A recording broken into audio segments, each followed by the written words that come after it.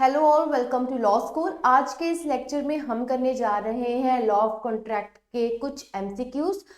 कल हमने जो लास्ट मेरी वीडियो थी उसमें हमने 15 एमसीक्यूज करे थे that were paragraph based, right, जो आपके पिछले एग्जाम्स में आ चुके हैं वही वाले थे। ठीक है, आज की जो आपकी क्लास रहेगी पर्टिकुलर, इसमें हम कंसेप्ट बेस्ड समझेंगे कि जो एमसीक्यूज है एज सच अगर आपके एग्जाम में कई बार वो पूछ लेते हैं तो आपको उनकी अंडरस्टैंडिंग होनी भी जरूरी है। तो उसके रिगार्डिंग आज हम 20 एमसीक्यूज करेंगे। So let's start with the first question. ये क्या कह रहा है? Person required for a contract. अब आपको ये बात पता है कि कितने पर्सन्स रिक्वायर होते हैं आपके कॉन्ट्रैक्ट के लिए। अब देखिए जी, ऐसे कॉन्ट्रैक्ट होगा ना, एक पार्टी दूसरी पार्टी से करेगी, ठीक है, या कुछ पर्सन्स मिलके कुछ पर्सन से करेंगे। तो मेन आपका नीड देखिए, ये तो जितने मर्जी हो सकते हैं, बट बेसिक क्या है? टू और मोर। तो इसका क्या आपका आंसर बनेगा? टू और more person should be there for the contract. देखिए, आपके यूनिलेटरल कॉन्ट्रैक्ट्स भी होते हैं, बाइलेटरल भी होते हैं, बट आप खुद समझिए, वर्ड से कंफ्यूज नहीं ना। उसमें भी क्या होता था, एक party at public at large के लिए कर देती है, तो उसमें से कोई भी उनके साथ कॉन्ट्रैक्ट करेगा, वो मान लिया जाएगा कि कॉन्ट्रैक्ट फॉर्मेशन हो गई है। तो बेसिक बात क्या है, कॉन्ट्रैक्ट बनाने के लिए अब तभी किसी पे लीगल ऑब्लिगेशंस लगा सकते हो अगर दूसरा पर्सन भी इन्वॉल्व है इन दैट पर्टिकुलर कॉन्ट्रैक्ट।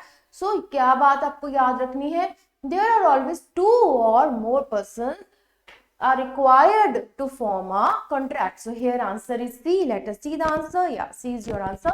अब चलते हैं नेक्स्ट क्वेश्चन पे। नेक्स्ट क्वेश्चन आपका कह रहा है द एग्रीमेंट में बी एक्सप्रेस्ड। कहते हैं एग्रीमेंट आपका कैसे एक्सप्रेस्ड होगा? इन अ फॉर्मल डॉक्यूमेंट, ये भी ठीक है। In a letter passing between the parties, yes, अगर आप लेटर के थ्रू या ईमेल के थ्रू जैसे भी करके आप आपस में अपने एक्सेप्टेंस देते हो, ठीक है, तब आपका फॉर्म हो जाता है। फ्रॉम द एक्ट और कंडक्ट ऑफ द पार्टीज और ऑरली, यस, ये आपके कौन से कॉन्ट्रैक्ट होते हैं? ये आपके इम्प्लिसिट या इनको हम इम्प्लाइड कॉन्ट्रैक्ट कह देते हैं। इनकी आगे भी टाइप्स होती हैं, जैसे क्वेसी कॉन्ट्रैक्ट, टैसिट कॉन्ट्रैक्ट्स, ठीक है। जब आपके कंडक्ट से पता चल जाता है कि आप एक कॉन्ट्रैक्ट में आ जाते हो, आप चाहे साइलेंट ही क्यों ना, टैसिट कॉन्ट्रैक्ट्स में साइलेंट कॉन्ट्रैक्ट्स, ठीक है, but then also you are you have formed an agreement whether you were silent or you have formed it orally or you have formed by the conduct, ठीक है। so इन cases में ये आपके सारे के सारे ही सही। okay, now let us see the answer. Here answer will be D. yes, D is your answer. अब चलते हैं हम नेक्स्ट क्वेश्चन पे। For binding contract both the parties to the contract must, देखिए कहते बाइंडिंग कॉन्ट्रैक्ट बनाने के लिए क्या होना चाहिए? Agree with each other, stipulate their individual offer and consideration. See, यहाँ पे एग्री विद ईच अदर तो ठीक है, but it should be in the same sense. Next option है agree upon the same thing in the same sense, that is ad idem, consensus ad idem means meeting of minds.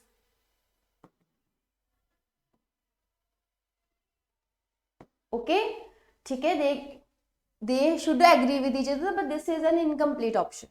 Okay, put the offer and counter offers. It is not necessary for the parties to bind a contract. Both the parties should agree upon the same thing in the same sense so that there can be a free consent. Okay, so here C will be your right answer. Let us see, C is your right answer. अब चलते हैं हम fourth question पे। Consensus eight idea में अभी समझा के हटी हूं, ये भी नहीं है, it is meeting of minds, it is meeting of minds. Okay, now चलते हैं हम नेक्स्ट क्वेश्चन पे। नेक्स्ट क्वेश्चन आपका क्या कह रहा है? In case of conflict of jurisdiction of courts, the incidence of a contract shall be governed by the law of the place where the contract is made. मैंने आपको कल बात बताई थी कि जहां पे आपका कॉन्ट्रैक्ट बनता है, जहां पे आपकी एक्सेप्टेंस हुई है, that place is considered to be the place of the contract. अगर फोन कॉल पे हुई है, एट द सेम कॉल हुई है, तो जिसने आपको फोन कराया वो बन जाएगा। अगर आपने दोबारा मेल करके उसको डाला तो आपकी प्लेस बनेगी। मतलब बेसिकली हमने ये देखना है जहां पे आपकी एक्सेप्टेंस हो रही है वहां पे कॉन्ट्रैक्ट आपका कंक्लूड हो रहा है और वो आपकी जुरिस्डिक्शन ऑफ कोर्ट बन जाती है, अनटिल अनलेस आपने कोई कॉन्ट्रैक्ट में प्रोविजन नहीं डाली। ठीक है, तो contract is performed, no except resides, proposal reside, बिल्कुल भी नहीं। एक हमने जो मेरी लास्ट वीडियो उसमें देखना, कॉन्ट्रैक्ट आपका कह रहे थे तब पुणे में हो रहा होगा, पुणे आएगा, डिलीवरी आएगी, कुछ ऐसा था वो क्वेश्चन। तो आपके एग्जाम में ऐसी प्रोपोजिशन आती है, कंफ्यूज नहीं होना। ये जो आपके आज वाले क्वेश्चंस है ना, ये आप ये कह लो कि इससे आपकी थ्योरी जो है, कंसेप्ट जो है और स्ट्रांग होंगे। कंसेप्ट बेस्ड क्वेश्चंस है ये। इस कंसेप्ट के ऊपर अब आपका क्वेश्चन कोई भी बन जाए, उसमें चाहे जो मर्जी वो सिटीज डाल दें, ठीक है, आपको ये बात क्लियर होगी कि जहां कॉन्ट्रैक्ट बना है वो ही प्लेस ऑफ जुरिस्डिक्शन होगी, अनटिल एंड अनलेस कोई प्लेस ऑलरेडी कॉन्ट्रैक्ट में डिसाइडेड ना हो। ओके, अगर ऑलरेडी जब कॉन्ट्रैक्ट में कोई प्लेस डिसाइड कर देते हैं तब पर्टिकुलरली वो प्लेस गिनी जाती है कि वो आपकी जुरिस्डिक्शन होगी। जुरिस्डिक्शन समझते हो ना, कि जब कोई कंफ्लिक्ट होगा पार्टीज में तब वो अपना सूट कहाँ फाइल करेंगे, जुरिस्डिक्शन उसको बोलते हैं जहां उनका सूट फाइल होगा। तो सूट वहां फाइल होगा जहां कॉन्ट्रैक्ट बना है। ठीक है जी, तो here A is your right option, let us see, yes A is the right option. अब चलते हैं नेक्स्ट पे, मार्क द करेक्ट रिस्पॉन्स। अब इसमें हमने करेक्ट रिस्पॉन्स करना है। Agreement enforceable by law is the contract, ये बिल्कुल सही है। मैंने आपको क्या समझाया था, कॉन्ट्रैक्ट कैसे बनता है, एग्रीमेंट प्लस लॉ की enforcement, that forms the contract. Okay, when the agreement and it is enforceable by law and here contract is formed. So here this is your right option. Okay, an agreement is a contract if it is for the lawful purpose and object. देखिए this is not the correct response. कहते हैं agreement is a contract if it is for the lawful purpose and object. ऐसा हमने कहीं भी नहीं पढ़ा था, हमने ये पॉइंट पढ़ा था, an enforceable an agreement enforceable by law is contract. कोई कॉन्ट्रैक्ट ऐसे नहीं बनता कि वो लॉफुल पर्पस के लिए बना है या उसका ऑब्जेक्ट लॉफुल है, नो, अनटिल अनलेस आप उसको इनफोर्सेबल बाय लॉ नहीं करवाते। क्यों बनाते, सो दैट पार्टीज प्रोटेक्ट हो जाए। वो अगर कोई पार्टी अपना काम नहीं कर रही है और वो अपने जो उसको परफॉर्म करना है एग्रीमेंट, अगर वो उसे चूक रही है, अगर वो आपका एग्रीमेंट इन्फोर्स करा जाएगा बाय लॉ से, तब वो कॉन्ट्रैक्ट बन जाता है, सो दैट पार्टीज की प्रोटेक्शन हो सके। अगर कोई भी पार्टी अपना एक्ट परफॉर्म ना करे, वो दोबारा कोर्ट परफॉर्म करवा लिया जाए। ठीक है जी, ऐसा कुछ नहीं होता कि कोई लॉफुल ऑब्जेक्ट या पर्पस के लिए है वो कॉन्ट्रैक्ट बन जाता है, no. Okay, an agreement made between competent parties is a contract, no, not at all. Agreement देखिए जी, competent parties are the essential part for the formation of contract, but ऐसे contract नहीं बनता। an agreement is a contract if it may, no, again free consent, competent parties, these are the essentials to form a valid contract, or say you can say a valid agreement. Okay, valid contract के ये essentials हैं, but to form a contract, agreement should be enforceable by law, easy and simple. So here A is your right answer. Let us see. Yes, A is your right answer. अब चलते हैं section 10 क्या कहता है जी, कहता है important ingredients of a contract and we are supposed to point out the incorrect one. Consideration है yes, lawful object है yes, free consent है yes, terms of the agreement must not be वेग and uncertain, ये नहीं लिखा होता है। आपको ये पता है कोई अनसर्टन टर्म्स एंड कंडीशंस का भी एग्रीमेंट हो वो भी कॉन्ट्रैक्ट फॉर्म कर देता, जो हमने नेस्ले वाला केस करा था जिसमें उन्होंने वेफर्स जो उसके रैपर्स सॉरी थे उसके थ्रू ही कॉन्ट्रैक्ट बनाया हुआ था कि वो देंगे तो ऐसा सामान मिलेगा। So terms and of the agreement that should not be vague, that is right, but uncertain भी नहीं होने चाहिए, बट ये आपका पॉइंट उसमें नहीं लिखा है।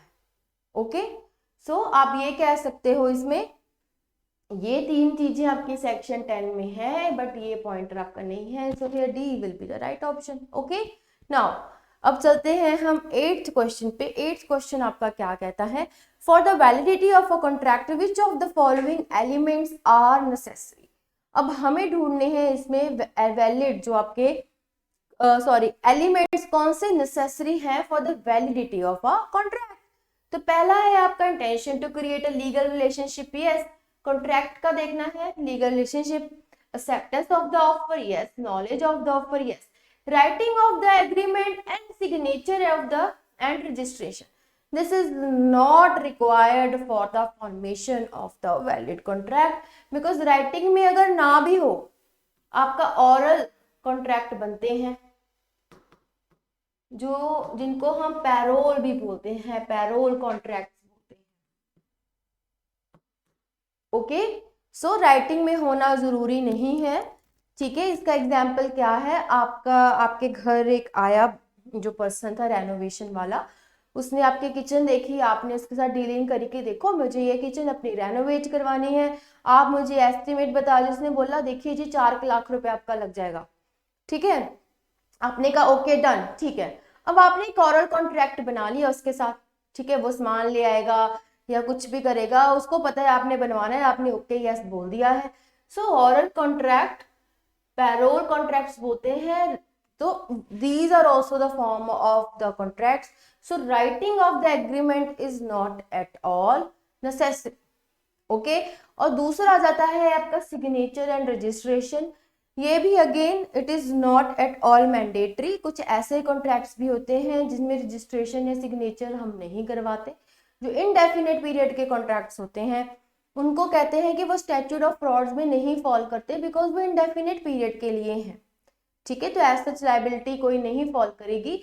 So that is why this condition is also not at all mandatory. Only mandatory portion is there should be an intention to create a legal relationship, there should be the acceptance and there should be the knowledge. So here 1 2 3 are the correct options. तो देखते हैं, ये 5 है तो ये भी नहीं है, ये भी नहीं है, ये भी नहीं है, ये है आपका right option. Let us see, yes, D is your right option.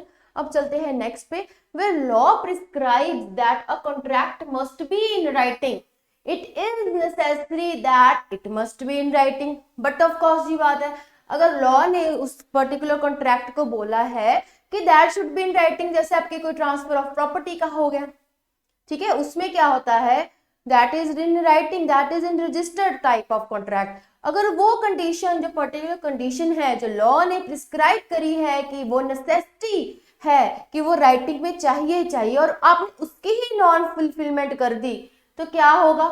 But of course ये बात है, हम क्यों उसको ऐसे करवाते हैं, सो दैट आपका जो एग्रीमेंट है, जो कॉन्ट्रैक्ट है, वो इन्फोर्सेबल बाय लॉ बन जाए। अगर आपने वही कंडीशन फुलफिल नहीं करी then that will become unenforceable by law, ठीक है। तो void, invalid, in unenforceable and voidable, तो आपका यहाँ पे करेक्ट ऑप्शन रहेगा अनइन्फोर्सेबल।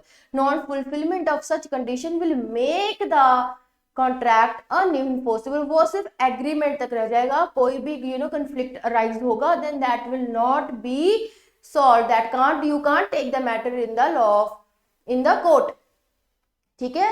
सो ये बात आपको याद रखनी है, when there is a non fulfilment of the particular condition which is made necessary to make that particular contract, वो नहीं होती then that contract becomes unenforceable, और वो सिर्फ एग्रीमेंट तक रह जाता है। ओके जी, अब चलते हैं नेक्स्ट क्वेश्चन पे। देखा, see is your right answer. Now next question, an agreement which is enforceable by law at the option of one or more of the parties thereto but not at the option of the other or other. अब इसको ऐसे समझना है, ए और B का कोई agreement हुआ है, ठीक है। अब बी के पास ऑप्शन है कि वो option of one or more parties कि वो इन्फोर्सेबल बाय लॉ है, बट दूसरे के पास ऑप्शन नहीं है, ठीक है। तो जो आपके ऐसे कॉन्ट्रैक्ट होते हैं वो आपके वॉइडेबल कॉन्ट्रैक्ट्स होते हैं। अब पार्टीज की मर्जी है कि वो आपस में, ठीक है, अब एक के पास ऑप्शन नहीं है उसको, ठीक है, इन्फोर्स कराने का, तो उनकी मर्जी है, चाहे वो कॉन्ट्रैक्ट को वैलिड रखें चाहे इसको वॉइड बना दें। So these contracts are void. Okay, here C will be your correct option. Let us see the answer. Yes, C is your correct option. Now अब चलते हैं नेक्स्ट क्वेश्चन पे। An agreement not enforceable by law is, अब देखिए कोई ऐसा agreement जो law का इन्फोर्सेबल नहीं है तो वो कहते हैं क्या होगा, वॉइड होगा, वॉइडेबल होगा, क्वेसी होगा या इलीगल होगा। अब हमने इसको कैसे समझना है, अब जो आपका इन्फोर्सेबल बाय लॉ है ही नहीं तो वो क्या होगा, वॉइड होगा, ठीक है ना। अब जो लॉ ही नहीं है जिसको इन्फोर्स कर सकती वो तो एक तरह का आपका खारिज माना जाएगा। सो इसमें आपका आंसर आएगा A, yes A will be the right option. अब चलते हैं नेक्स्ट क्वेश्चन पे। नेक्स्ट ऑप्शन आपका है a contract implied by law is, अब देखिए इम्प्लाइड क्या होता है। अब हमने यहाँ पे ऐसा कॉन्ट्रैक्ट ढूंढना है जो इम्प्लाइड बाय लॉ है। यहाँ पे इम्प्लाइड कॉन्ट्रैक्ट की भी बात करी हुई है, बट आपको याद रखना है इम्प्लाइड कॉन्ट्रैक्ट्स जो होते हैं वो इम्प्लाइड बाय लॉ नहीं होते, it is the form of a contract. अब यहाँ पे हमने ये देखना है कि जो लॉ के द्वारा इम्प्लाइड है, ठीक है ना। एक्सप्रेस्ड कॉन्ट्रैक्ट तो एक्सप्रेस्ड होता है, इसमें इम्प्लाइड की तो कोई जगह नहीं होती। इम्प्लाइड कॉन्ट्रैक्ट क्या होता है, जब आपके किसी कंडक्ट से पता चल जाए वो कॉन्ट्रैक्ट इम्प्लाइड होता है, उसमें इम्प्लाइड बाय लॉ नहीं होता, वो लॉ के द्वारा ही माना जाता है। तो हमने ढूंढना है कि इम्प्लाइड लॉ के द्वारा, लॉ ऐसा कंडक्ट हो गया जो लॉ ही इम्प्लाई कर रहा है कि आपका कॉन्ट्रैक्ट बन गया, ठीक है। कॉन्टीजेंट कॉन्ट्रैक्ट होते हैं जो कंडीशन बेस्ड होते हैं, ये भी नहीं आएगा, इम्प्लाइड भी नहीं आएगा, तो ये रहा क्वेसी। क्वेसी कॉन्ट्रैक्ट आपके जो होते हैं वो इम्प्लाइड बाय लॉ होते हैं। क्यों वो इम्प्लाइड बाय लॉ होते हैं, क्योंकि क्या होता है इस केस में ए और बी का आपस में कॉन्ट्रैक्ट हुआ, ठीक है। आपने ए मान लो, इसमें ए आप हो, बी क्या है, दूसरी पार्टी है, स्विगी है मान लो ये। अब आपने क्या करा, स्विगी से कुछ ऑर्डर कर दिया, वो आपको देने की बजाय वो सी जो आपका नेबर है उसको दे जाते हैं। अब देखिए जी, अब इनमें बेमतलब का कॉन्ट्रैक्ट बन गया, because neither party has the intention to create the contract, या लिख लो to form the contract, okay जी। अब सी के पास आपका पार्सल चले गया, बट बी और सी की तो कोई बात ही नहीं हुई थी, ना उन्होंने कोई कंसिडरेशन दी थी ना कुछ और, ठीक है। आप इसमें ग्रीव्ड हो। अब ऐसा जब इनमें कॉन्ट्रैक्ट बन जाता है वो इम्प्लाइड बाय लॉ माना जाता है, ठीक है ना।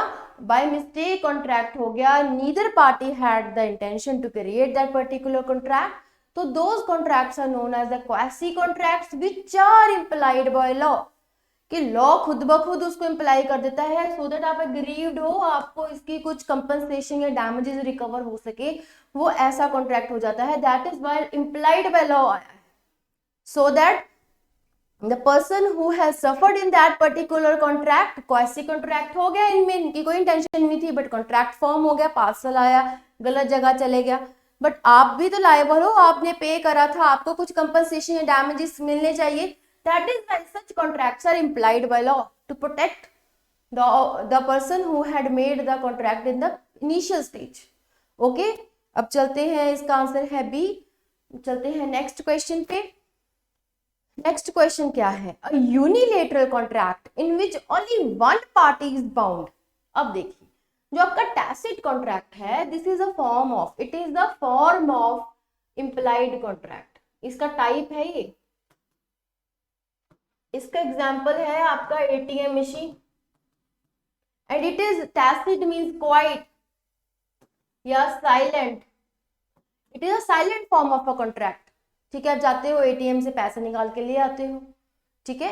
When there is a silent form of contracts, those contracts are known as the tacit contracts.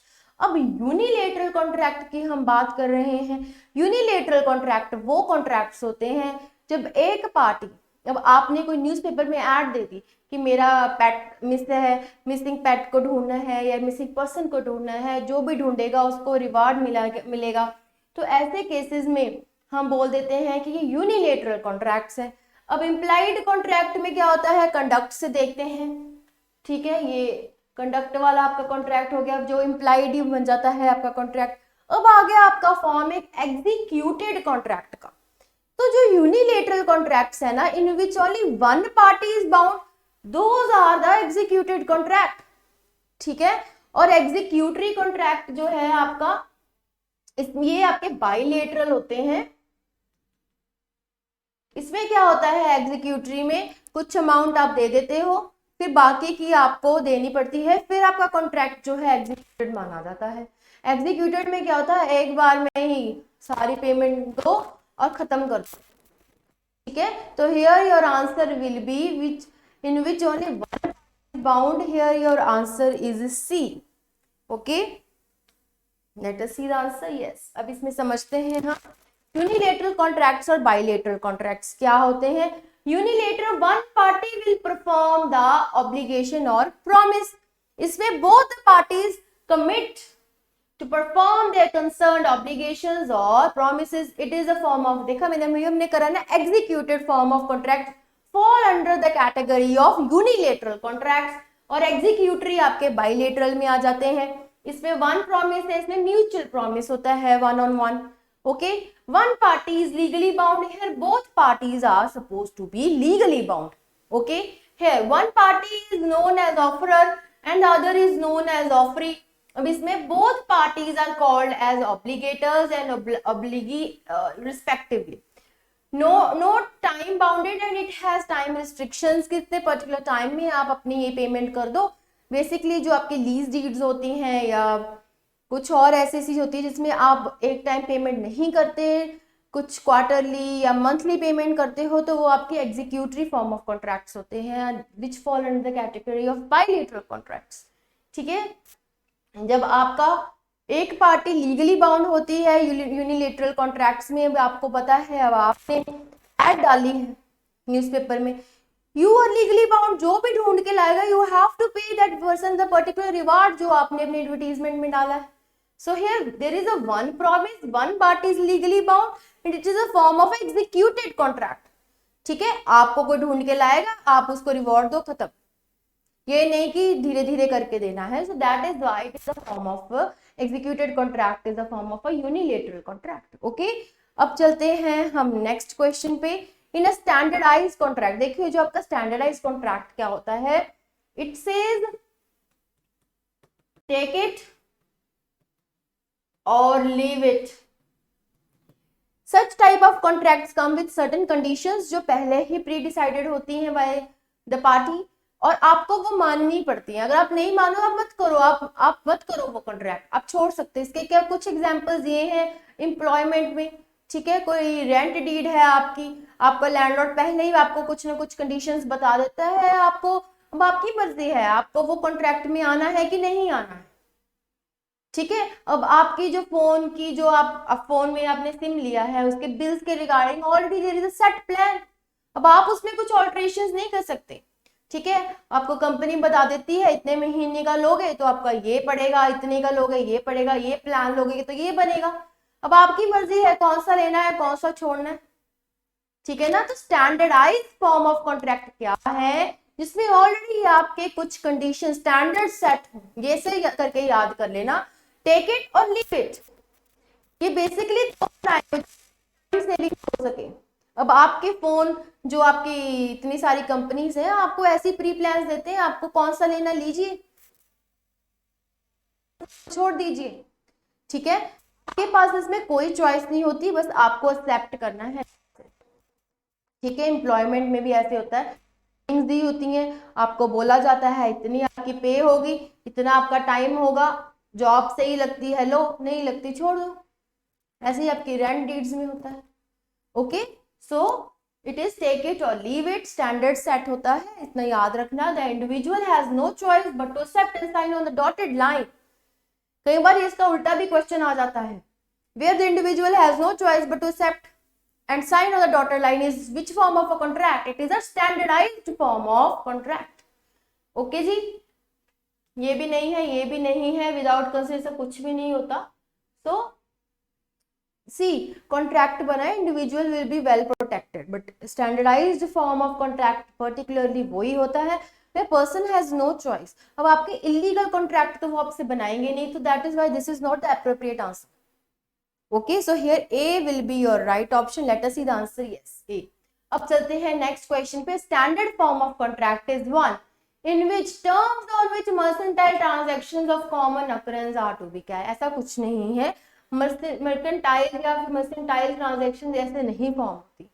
Okay, उसके बाद the terms are fixed by one party in advance, yes, and are open to acceptance by the other. इसके लिए आपको सबसे standardise form of contract के लिए कहीं अपना दिमाग और नहीं लगाना.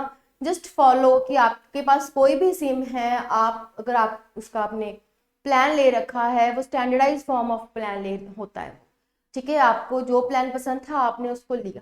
ठीक है, वो ऑलरेडी फिक्स करा हुआ था आपकी कंपनी ने, पार्टीज ने ऑलरेडी फिक्स करा हुआ था.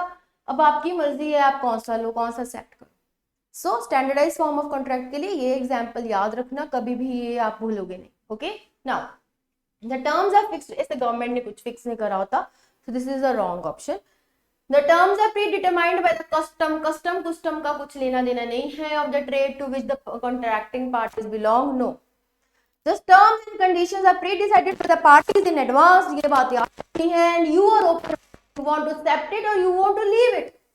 Okay. So here B will be your right answer. Yes, B is your right answer. Let us see now next question. Next question आपका क्या कहता है? Consider the following statements which regard to Obrima fights. Uberrimae fidei क्या होता है? वो ऐसे आपके होते हैं केस, कॉन्ट्रैक्ट के केसेस जिसमें there is utmost good faith. You have that good faith. इसका बेस्ट एग्जांपल है इंश्योरेंस कंपनी का. ठीक है, आप इंश्योरेंस करवाते हो, यू हैव गुड फेथ कि अगर आपकी कोई प्रॉब्लम होगी आप इंश्योरेंस क्लेम कर सकते. ठीक है, आप उनको मंथली, क्वार्टरली, जैसे भी आपका डिसाइडेड है, आप उनको ईयरली प्रीमियम पे करते हो. आपको पता है when you where there will be a need they will help you out. ठीक है, सो इस वर्ड का मतलब है if it falls within a class of cases which require utmost good faith. Yes, every contract is not based on utmost good faith. आपको भी ये पता है, तभी आपके इतने सारे कॉन्ट्रैक्ट्स होते हैं जो खारिज करे जाते हैं बिकॉज वो फ्रॉड पे बने होते हैं, मिस रिप्रेजेंटेशन पे बने होते हैं, मिस्टेक पे बने होते हैं. So every contract is not a contract of uberrimae fidei. Okay, so here second option is not correct. ठीक है, contract of insurance, yes, contract of insurance is an example of uberrimae fidei. ठीक है, तो देखिए 1 and 3 is your correct option. No, yes, no and no. 1 and 3 is your correct option. Here B will be your right answer. Let us see. Yes, B is your right answer. अब हम चलते हैं next question पे. Mere informal promises are not to be enforced. Yes, this is true. You have made certain informal promises अपने घर में. ठीक है, in your family arrangement. Those promises are not meant to be enforced. आपने case भी करा था Balfour versus Balfour का. ठीक है, वो केस था, हमने करा, very famous case. Okay, now ordinary agreements coming up in social arrangements are only bare promises without an intention to create a legal obligations. बिल्कुल सही. सो इस केस में आप क्या देखोगे, both A and R are true and R is a yes. पहले उन्होंने बोला कि mere informal promises हैं which can't be enforced. Yes, बोला ऑर्डिनरी, मैंने भी आपको ये रीजन दिया था. अब सोशल फैमिली अरेंजमेंट्स में कुछ करते तो प्रॉमिस करते हैं, लीगल होती है. एग्जाम्पल, मेरे फादर ने मुझे बोला कि आप अगर ये एग्जाम क्लियर कर लोगे मैं आपको ये गाड़ी गिफ्ट दूंगा, और मैंने क्लियर कर लिया. बट मैं अब उनके पीछे पड़ जाऊं, केस डाल दूं, और मैंने तो ये प्रॉमिस करा था, ये फुलफिल नहीं करा था. बिकॉज जबकि लीगल, ये जो फैमिली सेटलमेंट में कुछ आपके ऐसे बातें होती है, अरेंजमेंट्स में कुछ ऐसे प्रॉमिसेस होते हैं, वो जरूरी नहीं होते वो फुलफिल करें. बहुत बार आपके साथ भी हुआ होगा, आपके पेरेंट्स ने बोला होगा कि अगर आपने ये इतने मार्क्स ले आए मैं आपको ये दिलवाऊंगा. कुछ कई बार दे भी देते हैं, कई बार वो नहीं देते. अब इसका मतलब ये थोड़ा ना हम आपको उनको सू कर देंगे इस केस में. ठीक है ना, अगर कुछ प्रोमिसेस फैमिली अरेंजमेंट्स में ना फुलफिल हो तो नॉर्मल बात है, because these are mere informal promises. Okay, एक और हमने ऐसे मैरिड वर्सेस मैरिड का करा. और उनको वो तो फुलफिल करना है, ठीक है। बेल्फोर वर्सेस बेल्फोर केस में वो फैमिली जैसे हस्बैंड वाइफ थे, वो कहीं और चल गया, उसने बोला मैं तुम्हें इतने हर महीने दूंगा, और टाइम बाद वो नहीं दे, उसकी वाइफ ने, तभी बेल्फोर बेल्फोर है। ओके, आपकी फैमिली जो अरेंजमेंट्स में ऐसे कुछ प्रोमिसेस होते हैं वो इनफॉर्मल होते हैं, अब इसमें कोई इंटेंशन नहीं होती कि आप लीगल ऑब्लिगेशन कोई नहीं होती पर्सन के ऊपर कि legally you are enforced to do that. Okay, easy. Now next question, yes, A is your right answer. Now next, in which of the following cases it was held that to create a contract there must be a common intention of the parties to enter into legal obligations। ये भी हम करके हटे हैं Balfour versus Balfour के case में, ठीक है। अब देखिए सिम्किंस वर्सेस पे, इसमें कुछ और, इसमें लीगल कुछ इन्फोर्समेंट की बात करी हुई थी। जो जोन्स वर्सेस पैडवेंटन है, ये मदर डॉटर का केस है, ठीक है। It was also similar but not that much similar, but particularly Balfour versus Balfour में देयर वाज की कॉमन इंटेंशन दोनों पार्टीज की होनी चाहिए कि टू क्रिएट अ कॉन्ट्रैक्ट, ठीक है, तभी आप लीगल ऑब्लिगेशंस में आ सकते हो। ओके, और रहा आपका आर वर्सेस क्लार्क, अभी आपको ये बात समझनी है इसमें, अगर आपके ऐसे केस में जो कॉन्ट्रैक्ट लिखा हुआ है, जो आर आ गया ना, ये आपका क्रिमिनल का केस है, कॉन्ट्रैक्ट में तो ये फॉल ही नहीं करेगा, ठीक है जी, ये बात याद रखनी है। Here A is your right option, yes, A is your right option. अब चलते हैं नेक्स्ट पे, Ramesh and Geeta were husband and a wife living in Bangalore, both were working. Ramesh was transferred to Madras and had to left his family behind at Bangalore. He promised to send every month 3,000 to meet the family expenditure to his wife.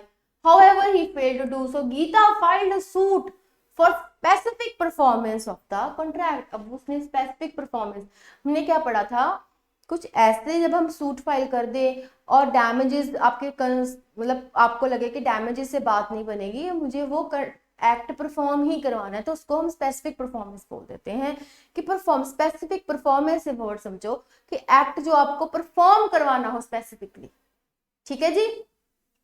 Family agreements are not contracts and hence the suit will fail. It is a valid contract and specific performance can be ordered, this being an agreement without consideration, so in unenforceable contract, it is a breach of family responsibilities, so specific performance is called for। देखिए जी, पहली बात, उसने सिर्फ mayor promise करा था कि मैं तुम्हें 3,000 दूंगा, ठीक है। अब उसने सूट फाइल करा है performance of the contract. Contract में हमने क्या पढ़ा था, there should be the competent party, competent तो है, ठीक है जी, कंसेंट फ्री है, बट आपस में देखो इनकी कोई कंसिडरेशन हुई है, उसने इसको 3,000 देना था, but there is no consideration to form a legal contract, right. So here family agreements are not contracts, ये तो ठीक है, बट बात यहाँ क्या कर रही है, Geeta filed a suit for the specific performance of the contract. यहाँ पे उनका कॉन्ट्रैक्ट ही नहीं है, तो उसने सूट कैसे इसको फाइल कर दिया, ठीक है। So here this is not the appropriate answer, it is a valid, ये तो बिल्कुल भी नहीं है। This being an agreement without consideration, so it is an unenforceable contract. Here this is your right option C, समझो इसको फिर से, ठीक है। कोई कंसिडरेशन ही नहीं है इसमें, कॉन्ट्रैक्ट की कोई वैलिड इसेंशियली फुलफिल नहीं है, तो ये वैलिड कॉन्ट्रैक्ट कैसे बनेगा। अगर वो वैलिड कॉन्ट्रैक्ट ही नहीं है, मेयर एग्रीमेंट ही है, तो उसको इन्फोर्सेबल नहीं है, क्योंकि वो कॉन्ट्रैक्ट बनने के लिए that should have the conditions that it should be enforceable by law. As a contract तो अनइन्फोर्सेबल माना जाएगा, सो दैट इज व्हाई, ठीक है। Here C is the right option, ये भी नहीं है specific performance, so here C is your right option. अब चलते हैं नेक्स्ट केस पे। ये आपका जो है ना पर्टिकुलरली, ये आपका जॉन्स वर्सेस पैडावेटन वाला केस है, ये जो आपका पर्टिकुलरली क्वेश्चन है। Okay, now a girl left the service to join legal education on the promise of her mothers to stand the expenses, ठीक है। तो इनमें कुछ आप अगर ये केस पढ़ोगे इसमें ये हुआ था, मदर ने डॉटर को बोला कि तुम बाहर का एग्जाम क्लियर कर लो, तुम घर में रहो, मैं तुम्हें इसके जो एक्सपेंडिचर मैं दूंगी, सारा कुछ मैं करूंगी, एक्सपेंसेस मैं बियर करूंगी इन शॉर्ट, ठीक है। अब उसके बाद 3 ladies, 2 of them me mother and daughter and the third a paying guest together made entries in the crossword puzzle and came with a success. Now the mother refuse to share the prize. अब यहाँ पे इन्होंने क्या बोला था कि तुम अपना पेपर पढ़ो, बाहर के एग्जाम क्लियर करो, ठीक है, फिर मैं तुम्हारे एक्सपेंसेस जो है बियर करूंगी, ठीक है। उन्होंने बोला girl left the service to, अब उसने अपनी जॉब या जो भी छोड़ दी, ज्वाइन लीगल एजुकेशन। अब यहाँ पे मदर ने बोला था एक्सपेंसेस बियर करेगी, बट यहाँ पे मदर ने प्राइस बियर करने से मना कर दिया। अब इस केस में देखो उसकी मर्जी है, वो कर सकती है मना, ठीक है। तो इसमें it is a valid contract but two not, है कोई वैलिड कॉन्ट्रैक्ट नहीं है। One is not a contract but two is not a contract. One is a family matter while two is a friendly act, both do not encircle the contract principle, absolutely right, ठीक है। इसमें कुछ contract नहीं form हुआ है, okay. याद रखना ये आपका केस है, पढ़ लेना इसको। Second last option 2 and 1 both come under the valid contract, no, so C is your right answer, okay। now that was all in today's class में 20 क्वेश्चन करे हैं, कंसेप्चुअल बेस्ड क्वेश्चन।